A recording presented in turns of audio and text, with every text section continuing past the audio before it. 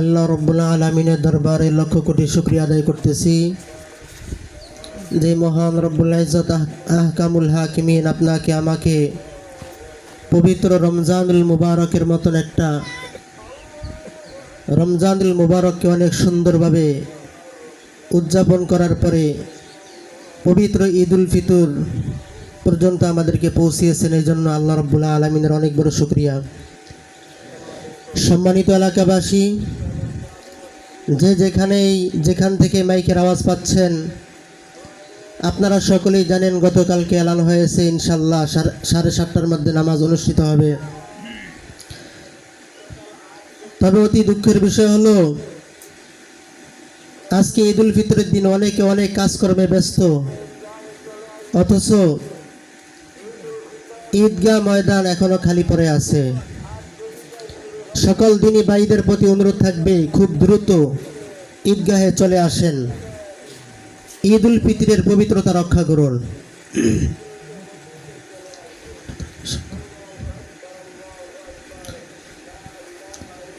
আলহামদুলিল্লাহ আলহামদুলিল্লাহিল্লাযী জাআলা আশ-শামসা ওয়াল কমারা বিহুসবান والنجم والشجر يسجدان وفضل زمانا على زمان كما فضل مكانا على مكان وإنسانا على إنسان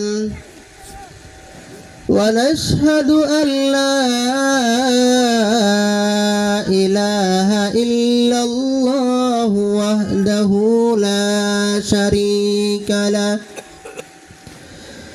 ونشهد أن سيدنا وسندنا وطبيبنا وطبيب قلوبنا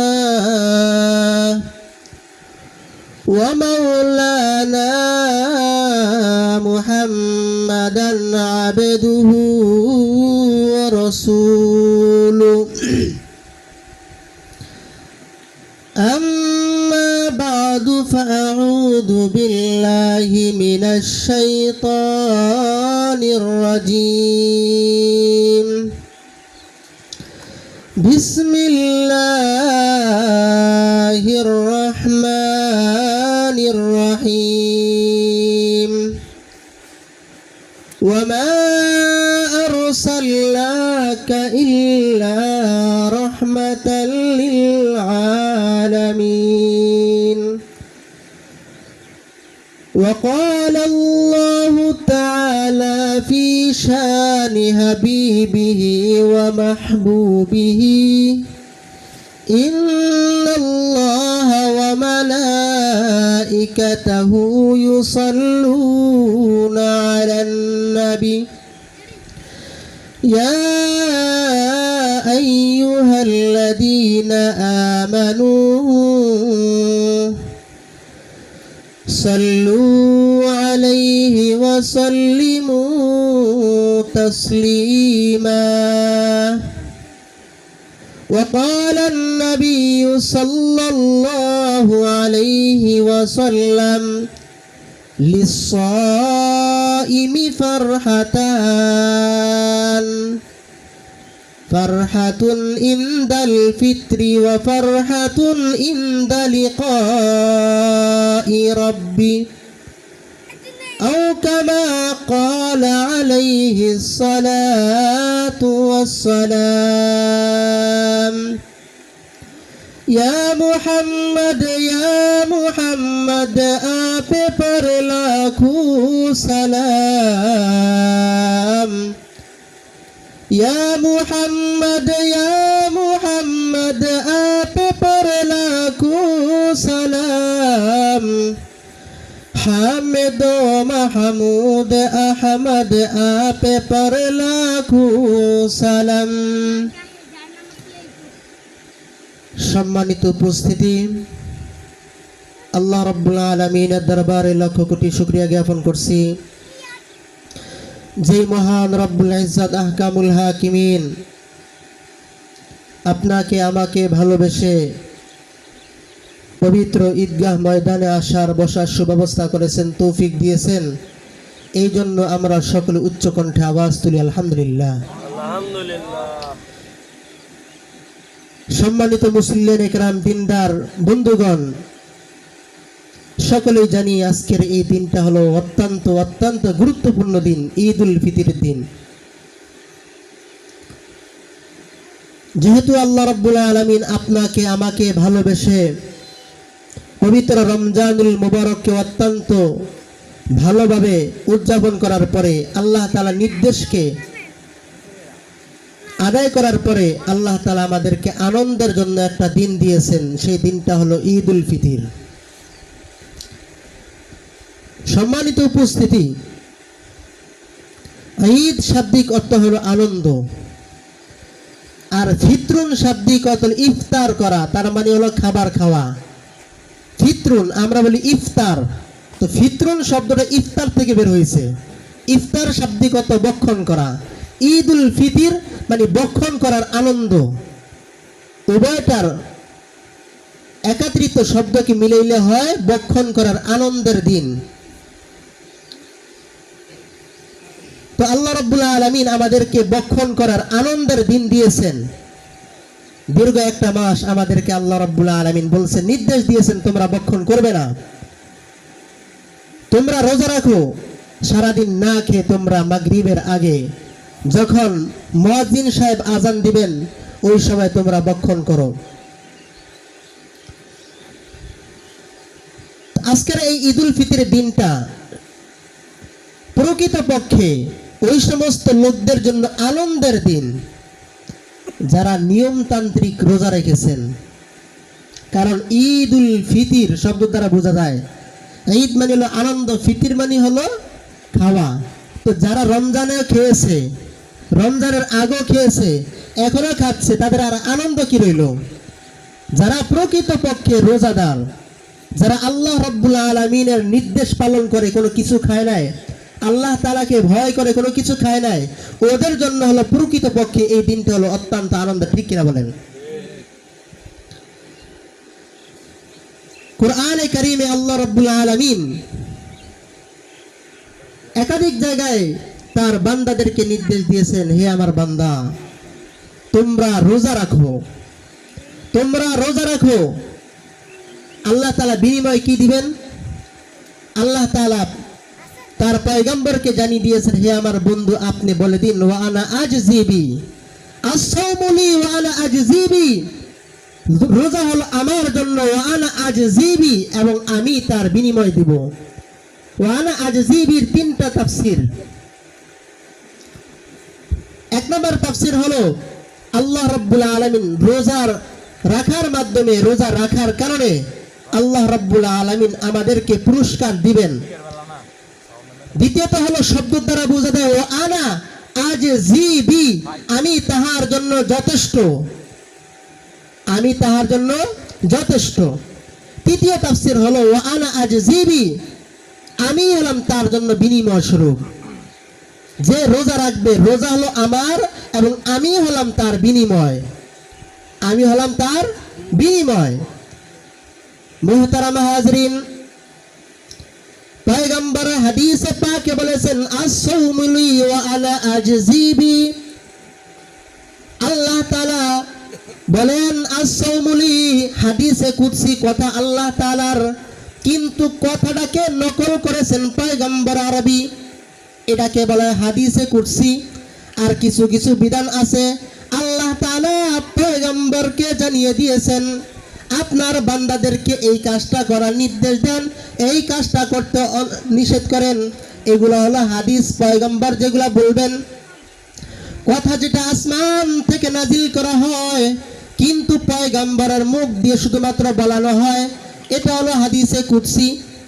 আল্লাহ তাআলা বলেন আস-সাওমু লি ওয়া আনা আজজিবি, রোজা হলো আমার জন্য এবং আমি তাহার বিনিময় দিব। আপনারা সকলেই জানেন বাদশাহ হারুনুর রশিদের কথা।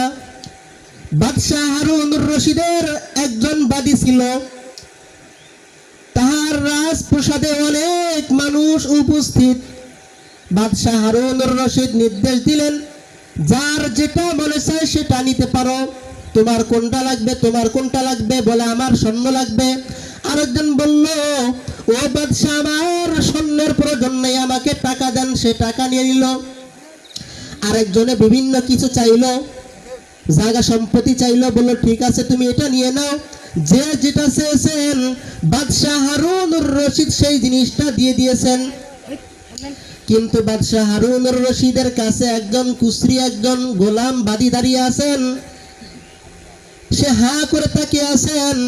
সকলেই সব কিছু কেড়ে কেড়ে নিয়ে যাচ্ছেন, খাবলিয়ে নিয়ে যাচ্ছেন, কিন্তু সে হা করে তাকিয়ে আছেন। বাদশাহ হারুনুর রশিদ বললেন, হে বাদী, তুমি কেন দাঁড়িয়ে আছো? তোমাকে কে নিষেধ করলো নেওয়ার জন্য? তুমি নিচ্ছ না কেন? বাদশাহ হারুনুর রশিদকে জবাব দিয়ে বললেন, পিছনে চারের কাছে দাঁড়ায় আছেন। হারুনুর রশিদের শরীরে হাত দিয়ে বলতেছেন, নিচ্ছ না কেন তুমি? আমি তো নিতেছি একটা। কোন জিনিস নিছ? আমি তো বাদশাহ হারুনুর রশিদের গায়ে হাত দিয়েছি। তার মানে হলো বাদশার গায়ে হাত দিলে যা কিছু আছে সব কিছু তার হয়ে যায়, ঠিক কিনা?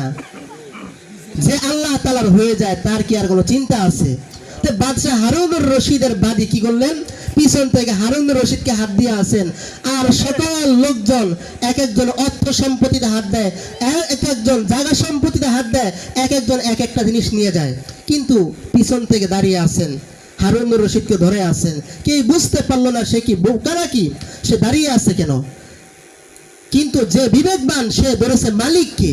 মালিককে ধরলে সব কিছু তার হয়ে যায়, ঠিক কিনা? অনুরূপ ভাবে পয়গম্বর আরবি সাল্লাল্লাহু আলাইহি ওয়াসাল্লাম বলেন, ওয়া আনা আজজি বি, এবং আমি হলাম তার বিনিময়, আমি হলাম তার বিনিময়। আল্লাহ তাআলা স্বয়ং তার বিনিময়। এক মুহাদ্দিসিনে কেরাম ব্যাখ্যা গ্রন্থে লেখেন, আল্লাহ তাআলা তার বিনিময় হলো আল্লাহ তাআলা তাহার সাথে দিদার করবেন, তার সাথে দেখা সাক্ষাৎ করবেন। কথাটা আসলে জান্নাতের অনেক কথাই চলে আসে। যদি ইনশাআল্লাহ সময় হয় জান্নাত সম্পর্কে কিছু কথা বলবো, যেহেতু আয়াতের আলোচনা চলে আসছে। কোরআনে কারিমে আল্লাহ রাব্বুল আলামিন বলেন, আল্লাহ রাব্বুল আলামিন বলেন, ফারিহাল মুখাল্লাফুনা বিমাকাদিম খিলাফ রাসূলিল্লাহ ওয়া কারিহু আন ইউজাহিদু বিআমওয়ালিহিম ওয়া আনফুসিহিম। ফারিহাল মুখাল্লাফুন, এই আয়াতটা নাজিল হয়েছে মুনাফিকদের সম্পর্কে। আল্লাহর পয়গম্বর যখন মানুষকে আহ্বান করতেন, চলো যুদ্ধের ময়দানে যেতে হবে, চলো তোমার সম্পদ খরচ করতে হবে, চলো তোমার জীবনটাকে আল্লাহ তাআলার রাস্তায় দিতে হবে। ফারিহাল মুখাল্লাফুন বিমাকাদিম খিলাফ রাসূলিল্লাহি সাল্লাল্লাহু আলাইহি ওয়াসাল্লাম।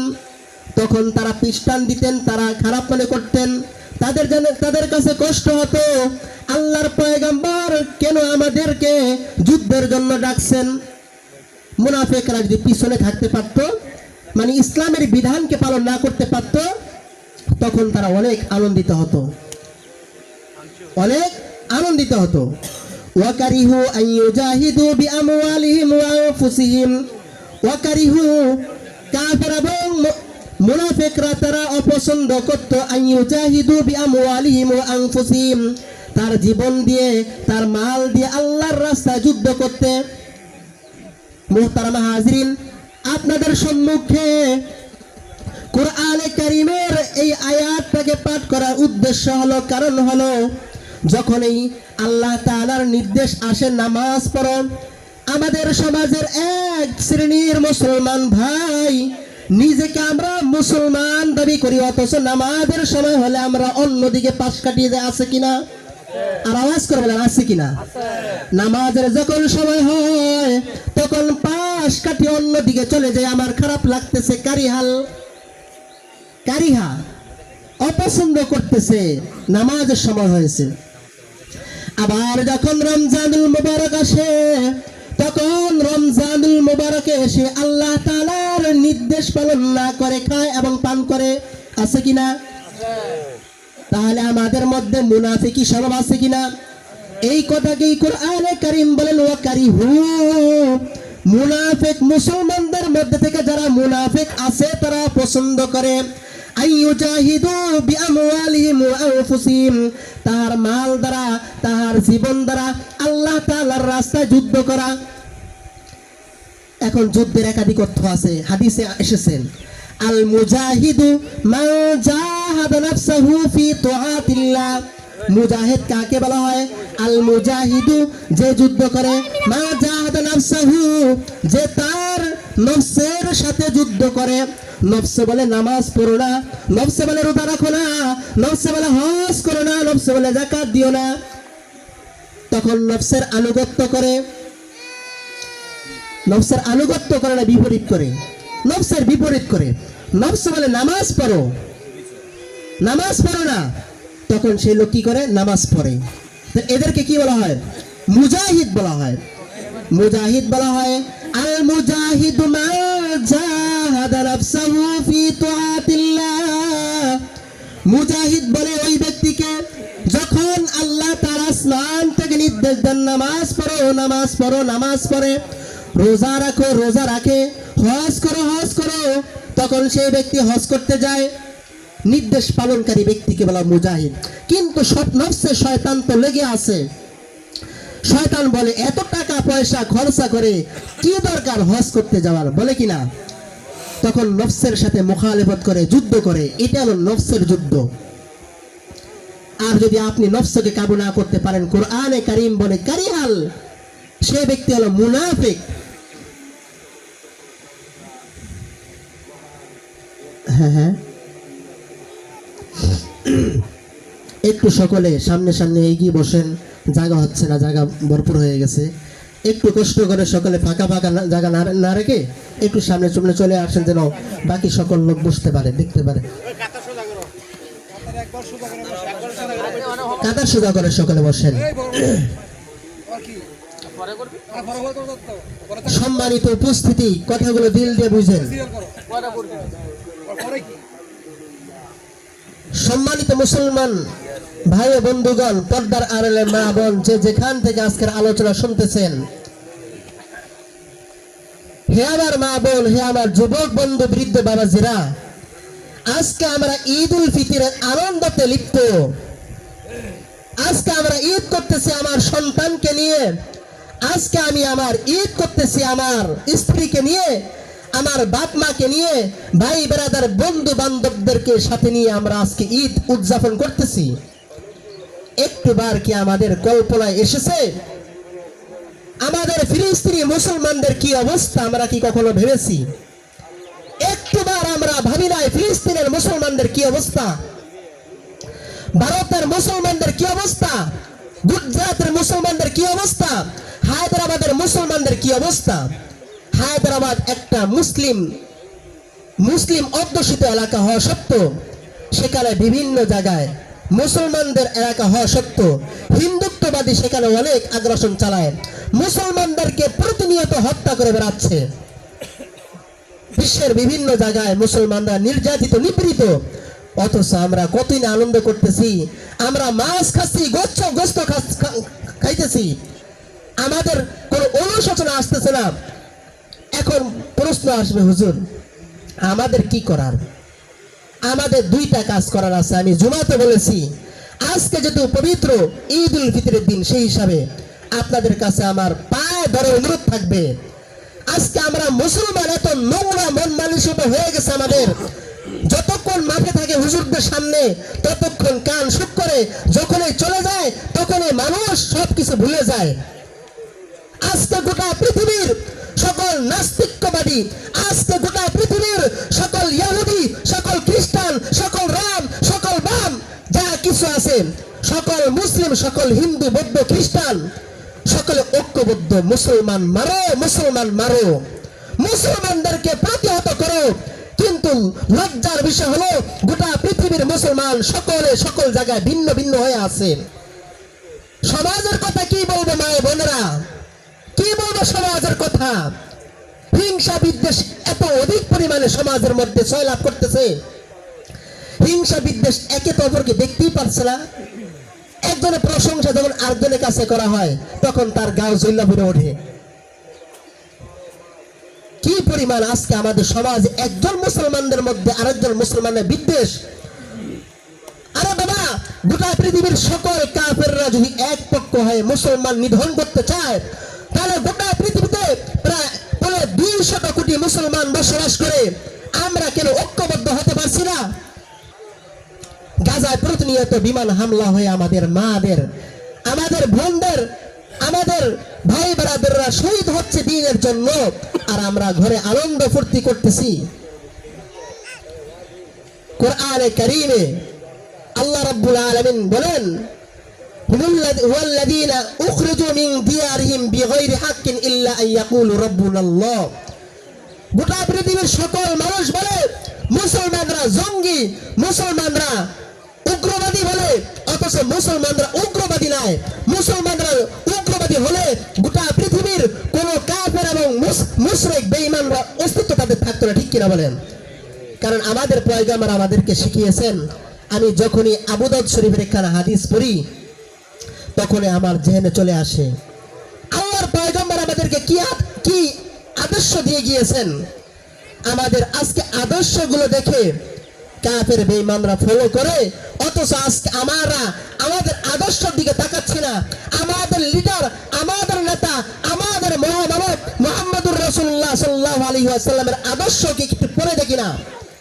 সারাদিন আমরা নাচ গান সিনেমা স্টার জলসা নিয়ে আমরা ব্যস্ত। পয়গম্বর আদর্শ কি? আমরা পয়গম্বর আদর্শ পড়ি না।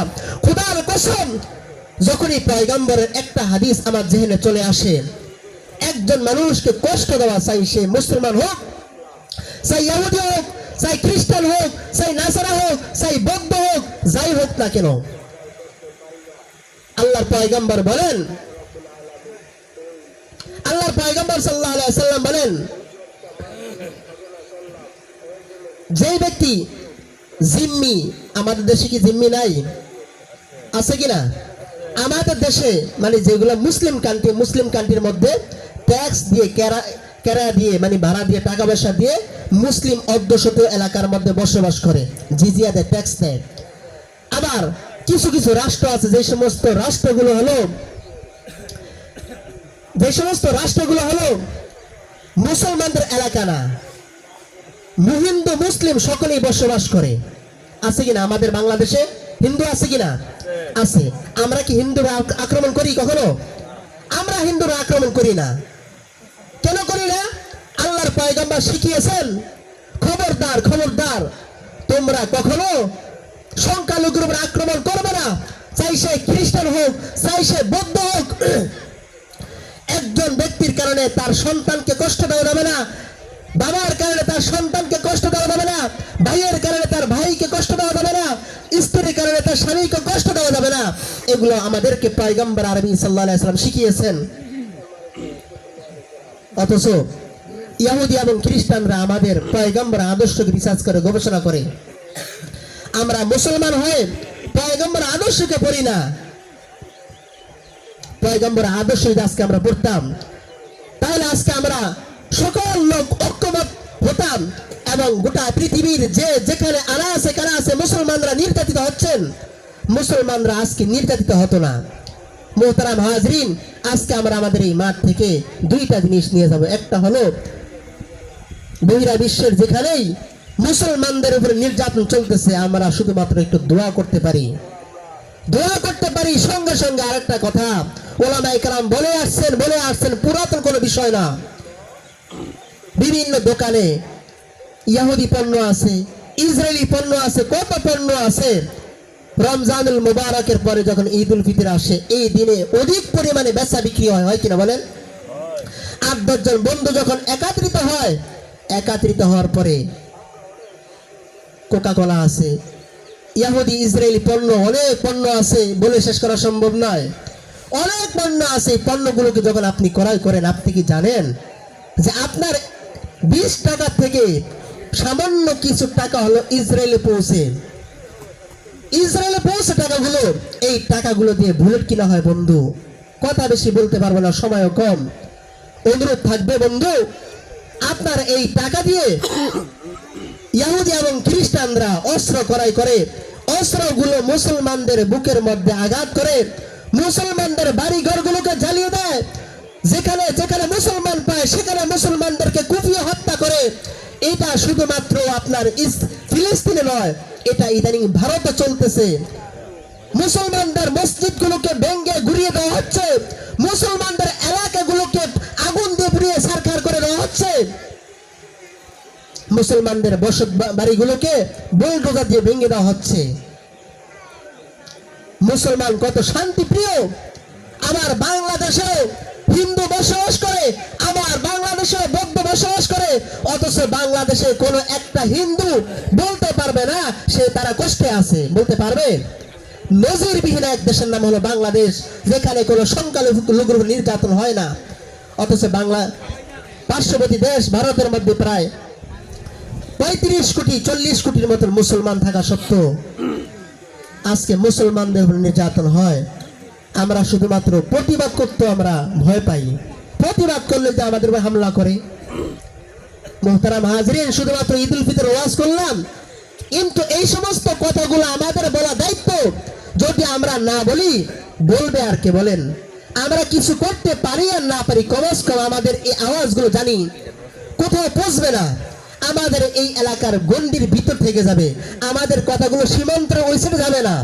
তারপর আল্লাহকে সাক্ষী রেখে বলতে পারবো, আল্লাহ আমাদের মুসল্লিদেরকে নিয়ে, এলাকাবাসীদেরকে নিয়ে ফিলিস্তিনি ইস্যু নিয়ে আলোচনা করেছিলাম। আল্লাহ আমাদের ভাইরা আলোচনা শুনেছে, আমাদের ভাইরা আমল করেছে। হে আল্লাহ, আমাদের ভাইকে আমাদেরকে মুক্তি দান করো। তাছাড়া কালকে হাসরের ময়দানে বারবার কোনো আমাদের সুযোগ নাই। ঈদের দিন কত ধরনের মালামাল আপনারা ক্রয় করেন, ইসরায়েলি পণ্য, সব ইসরায়েলি পণ্য, ইসরায়েলি পণ্য। আমরা যদি আমাদের দেশের পণ্য ক্রয় করতাম, তাহলে আজকে আমাদের দেশ এমন দেউলিয়ে থাকতো না। আমাদের দেশ বিশ্বের মানচিত্রে শক্তিশালী রাষ্ট্র পরিণত হতো, ঠিক কিনা? আমাদের টাকা দিয়ে আমরা অস্ত্র ক্রয় করে কাফের মুশরিক বেঈমানদের সাথে যুদ্ধ করতে পারতাম। অথচ আমরা মুসলমানরা নিজেদের সম্পদ নিজেরা ক্রয় না করে বহিরাগত রাষ্ট্রের সম্পদ ক্রয় করে, তাদের টাকা সম্পদ বৃদ্ধি করে, এই টাকা সম্পদ দিয়ে তারা বুলেট ক্রয় করে আমাদের বুকে মারে। বন্ধু, অনুরোধ থাকবে, আমরা ইসরায়েলি পণ্য আজকে না, শুধুমাত্র আপনার যখনই জেনে আসে, যখনই আপনার জেনে আসে তখন আপনি বর্জন করবেন, বক্ষণ করবেন না এগুলো। সম্মানিত হাজিরিন, যা বলতেছিলাম, আজকে আমাদের সমাজের অবস্থা, আমাদের দেশের অবস্থা, আমাদের বিশ্বের অবস্থার দিকে আমরা যদি তাকাই, আনুমানিক 5-7 বছর আগে আমাদের বিশ্ব কিভাবে ছিল? এত হিংসা বিদ্বেষ এত ছিল না, এত মানুষদের মধ্যে মত পার্থক্য ছিল না। কিন্তু দিন যতই গড়াচ্ছে, না আছে মুরব্বির দাম, না আছে আলেম ওলামাদের ইজ্জত। আলেম ওলামাদের ইজ্জত, যখন মাদ্রাসা পড়াতাম তখন তো সম্মানের কোনো অভাব নাই, সম্মানের কোনো অভাব নাই। রাস্তাঘাটে হাঁটলে দেখা যায় মুরব্বিদের সাথে গালিগালাজ করে। মুরব্বির একটা কথা বললে কথা মানে তো নাই, উল্টা রিয়েকশন করে, মুরব্বিদের গায়ে হাত তোলে। আছে কিনা বলেন? বলেন না? নাকি এখানে আপনারা কখনো দেখেন নাই? নেট ইন্টারনেটে দেখেন নাই? কিছু বলার আগেই থাপ্পড় শুরু করে। বড় দুঃখের বিষয়, হাইসেন না ভাই, বড় দুঃখের বিষয়। না আছে বাবা মায়ের কদর, না আছে মুরব্বিদের ইজ্জত, না আছে আলেম ওলামাদের ইজ্জত। কারো কোনো ইজ্জত নাই, কেউ কারো কথা মানতে রাজি না, ঠিক না? কেউ কারো কোনো কথা মানতে রাজি না। বাবা সন্তান, সন্তান বাবার কথা মানে না, বাবাকে বিদ্যাঙ্গুলি দেখে চলে যায়। সমাজের যে ভয়াবহ আকৃতি ধারণ করছে, একটা কথা মনে পড়ে গেল। একজন হিন্দু যুবক একজন ইহুদি যুবকের কাছে একজন মুসলমান যুবক একটা কোরআনে কারীম দিয়েছেন। ইহুদি এবং মুসলমান উভয়জনের মধ্যে গভীর সম্পর্ক, গভীর বন্ধুত্ব। মুসলমান যুবক বলল, বন্ধু আমাদের এই যে কোরআনে কারীম, এই কোরআনে কারীমটা আমি তোমাকে হাদিয়া দিলাম। তো ইহুদি বন্ধু মুসলমান বন্ধুর কাছ থেকে কোরআনে কারীমটাকে নিল। নেওয়ার পরে কোরআনে কারিমটাকে যখন নিল, কোরআনে কারিমের শুরু থেকে নিয়ে শেষ পর্যন্ত তেলাওয়াত করলো, মুতালা করলো, কারণ তারা আরবি বুঝে। কোন শব্দের অর্থ কি বুঝাইতে চায় সব কিছু এখানে কোরআনে কারিমে আছে। তো একদিন ইহুদি যুবক মুসলমান যুবককে বলল, বন্ধু তোমাদের কি কোরআনে কারিম এটা, অন্য কোনো ভলিউম নাই কোরআনে কারিমের? তখন বললো, না, কি বলতেছো, এটাই তো কোরআনে কারিমের ভলিউম, অন্য কোনো কোরআনে কারিমের ভলিউম তো নাই। তা কেন? আমি তো দেখলাম কোরআনে কারিমে যত আদর্শের কথা বলা হয়েছে, যত চরিত্রের কথা বলা হয়েছে, যত উন্নত আদর্শের কথা পয়গম্বর আলোচনা করা হয়েছে, কিন্তু আমি কোরআনে কারিমে পেয়েছি, কিন্তু তোমাদের মধ্যে তাই পাই নাই। তার মানে ভেবে নিলাম যে হয়তো কোরআনে কারিমের দ্বিতীয় নম্বর কোন ভলিউম আছে, যেই কোরআনে কারিমের দ্বিতীয় নম্বর ভলিউমের মধ্যে তোমাদের বর্তমান চরিত্র, বর্তমান তোমাদের আদর্শ কোরআনে কারিমের দ্বিতীয় ভলিউমে আছে। তার মানে বোঝা গেল কি, এটা তোমাদের আদর্শ নয়, কোরআনে কারিম তোমাদেরকে দেওয়া হয়েছে ঠিক, তোমরা কোরআনে কারিমের আদর্শ ধারণ করার যোগ্যতা তোমরা রাখো না, ঠিক কিনা? তার মানে বোঝা গেল কোরআনে কারিমের দ্বিতীয় ভলিউমে আমাদের আদর্শ চরিত্রের কথা আছে, লেখা আছে। সমাজের বর্তমানে যে অবস্থা, হিংসা, বিদ্বেষ, অহংকার, গীবত, শেখেত, পাড়া মহল্লা যে যেখানে বসে আছে, দোকানের চা আড্ডাখানায় বসে আছে, দুইজন গল্প করতেছে, চলতেছে গীবত, মজাদার ভাবে গীবত চলতেছে। একজন আরেকজনের যখন ভালো কল্যাণের কোনো কিছু শুনে, তখন তো কোনো কথাই নেই, কারো বেশি দিন টিকতো না। আজকে কিছুদিন উন্নত হয়েছে, কি হয়েছে, কয়দিন পরে দেখবে মাটির সাথে মিশে গেছে। অন্য করে কল্যাণের কথা শুনতেই পারে না, শুনলে তাদের আমাদের মুসলমানদের গাও জ্বালাপোড়া দিয়ে উঠে। গতকালকে আমাকে দুইজনে বলেছেন, তখন আমার কাছে বিষয়টা লাগলো আসলে ঠিক হইতো। প্রত্যেকটা মুহূর্তে আমরা অনুভব করি, কল্পনা করি আমাদের সমাজ যাচ্ছে কোথায়, আমাদের রাষ্ট্র যাচ্ছে কোথায়, আমরা মুসলমানরা কোন আদর্শে চলতেছি। আমরা ইন্নাল হাসানাতা ইউযহিবনা সাইয়্যাত, আল হাসাদু ইউযহিবনা সাইয়্যাত। যে হিংসা এমন একটা মহামারী, এমন একটা ক্যান্সার, এমন একটা করোনা ভাইরাস, যেই করোনা ভাইরাস আপনারা সকলে জানেন সিগারেট দাঁড়ানোর পরে আগুনটা সামান্য, কিন্তু এই আগুনটা আস্তে আস্তে যখন লেগে যাবে, তখন পাড়াকে পাড়া, মহল্লাকে মহল্লা, বাড়ি ঘর এলাকা সব কিছু সরকার করে দেয়, ঠিক কিনা?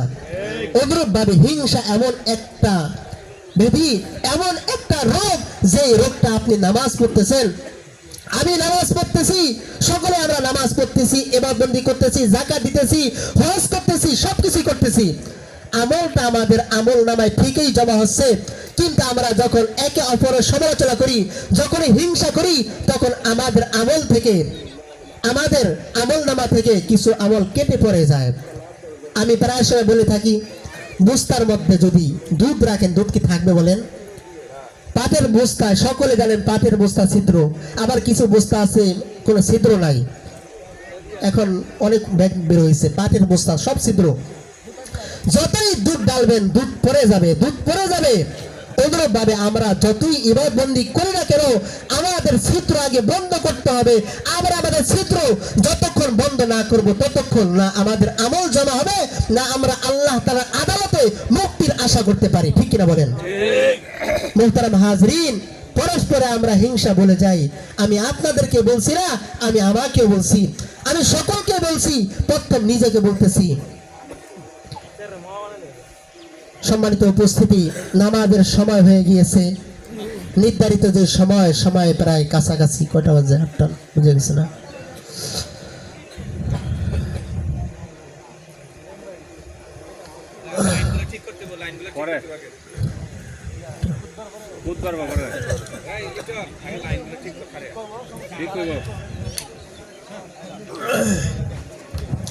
সম্মানিত এলাকাবাসী,